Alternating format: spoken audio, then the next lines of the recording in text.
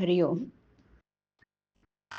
आज रविवार 25 जानेवारी 2026. सद्गुरू ब्रह्मचैतन्य गोंदवलेकर महाराज यांच्या प्रवचनाचा आजचा भाग. ते आज आपल्याला सांगतायत की अनुसंधानासाठी सतत नामस्मरण करावं. ऐकूया. नामस्मरण हे प्रपंचाकरता म्हणजे तो चांगला व्हावा म्हणून नाही, तर प्रपंचाची आसक्ती कमी करण्यासाठी आहे. तरी पण त्याने प्रपंच बिघडणार नाही. जे होईल ते आपल्या बऱ्याकरता आहे असं समजून परमात्म्यावर विश्वासून राहावं. एक गृहस्थ मला भेटले तेव्हा म्हणाले की मी रिकाम्या वेळात नामस्मरण करतो. त्यावर मी म्हटलं, साऱ्या जन्मात महत्वाचा आणि सार्थकी लागलेला वेळ असेल तर तो हाच. त्याला तुम्ही रिकामा वेळ कसा म्हणता? पुढे ते म्हणाले, प्रारब्धाचे भोग काही केल्या टळत नाहीत, ते भोगावेच लागतात असं सर्व संत सांगतात. हे जर खरं तर प्रारब्धाचे भोग आपण भोगत असताना त्यामध्ये भगवंताच्या स्मरणाची काय गरज आहे? खरोखर हा प्रश्न अगदी बरोबर वाटतो. हो, आपल्या कर्माचे भोग आपल्यालाच भोगावे लागतात हे पण खरं आहे. पण भोग आले की आपल्या मनाला चैन पडत नाही. तिथे मनाला भगवंताच्या स्मरणात गुंतवलं की आपलं समाधान टिकतं.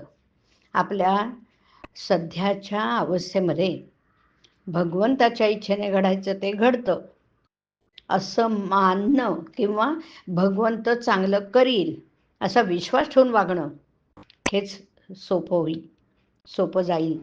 हे दिसायला साधं दिसलं ना, तरी यात फार मोठे मर्म साठवले हे ध्यानात धरा. भगवंताच्या इच्छेने घडणार ते घडू द्यावे अशी निष्ठा उत्पन्न व्हायला त्याचं अनुसंधान सतत ठेवलं पाहिजे. आहे त्यात समाधान, भगवंताचं अनुसंधान, एवढीच सद्गुरूची आज्ञा असते.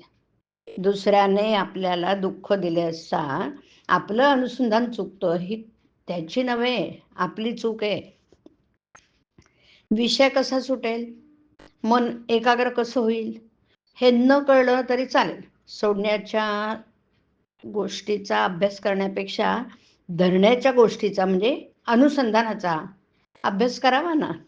एक भगवंताचं अनुसंधान ठेवलं की सर्व गुण आपोआपच वाढतील. ते कसे? तर शरीराचे अवयव सारख्या प्रमाणात वाढतात तसं. झाडाच्या मुळाला पाणी घातलं की त्याच्या सर्व भागांना ते पोचतं. तसं भगवंताचा विसर पडून न दिला तर सर्व काही बरोबर होतं. अज्ञानाच्या अंधकाराने दुःख भोगत असताना तू माझं स्मरण, माझं अनुसंधान ठेव, म्हणजे तुला पुढे उजेड दिसेल. असं गीतेमध्ये प्रत्यक्ष श्रीकृष्णच अर्जुनाला सुचवलंय. मग दिवा जळायला हवा असेल तर त्यामध्ये सतत तेल घातलं पाहिजे. तसं भगवंताचं अनुसंधान सारखं राखण्यासाठी त्याचं नामस्मरण आपण सतत करीत असावं. ज्याचं अनुसंधान अखंड टिकलं त्याचे खाणं, पिणं, उठणं, बसणं सर्व क्रिया भगवंताची सेवाच बनतात. भगवंताचं अनुसंधान हे आपलं ध्येय. त्याला अनुसरून बाकीच्या गोष्टी आपण करूया. हरिओम. हरिओम तत्सत. हरिओम.